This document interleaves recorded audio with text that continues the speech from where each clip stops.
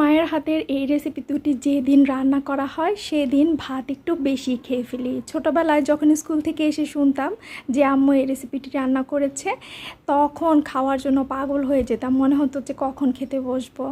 তো আজকে যেহেতু আম্মু আমার বাসায়, তাই আম্মুর কাছ থেকে ঠিকঠাক রেসিপি নিয়ে তো রান্নাটা বসিয়ে দিয়েছি। প্রথমে কিন্তু এখানে আলু কুচি, টমেটো কুচি, বেগুন কুচি, তারপর পেঁয়াজ, সামান্য আদা বাটা, রসুন বাটা, হলুদের গুঁড়ো, মরিচের গুঁড়ো, স্বাদ মতো কিছুটা লবণ ও সরিষার তেল দিয়ে ভালো করে এখন হাত দিয়ে কষলে কষলে মাখিয়ে নিতে হবে। এখন পানি দিয়ে এটা সেদ্ধ হয়ে আসা পর্যন্ত অপেক্ষা করতে হবে। অন্য চুলায় মসুরের ডালে হলুদ লবণ দিয়ে সেদ্ধ করে নিয়েছি। টমেটো ও সজনে ডাঁটা দিয়ে সেদ্ধ হয়ে আসা পর্যন্ত অপেক্ষা করব। কাচকি মাছগুলোকে ভেজে নিয়ে কাচকি মাছ ভাজা ও বেশি করে মরিচ কুচি দিয়ে ধনেপাতা দিয়ে নামিয়ে নিব। বেশি করে পেঁয়াজ রসুন ও শুকনো মরিচ দিয়ে কিন্তু ডালটাকে বাগার দিয়ে নিয়েছি। সজনে ডাল ও কাচকি মাছের চচ্চড়ি আমার মায়ের হাতের বেশ দুটো রেসিপি।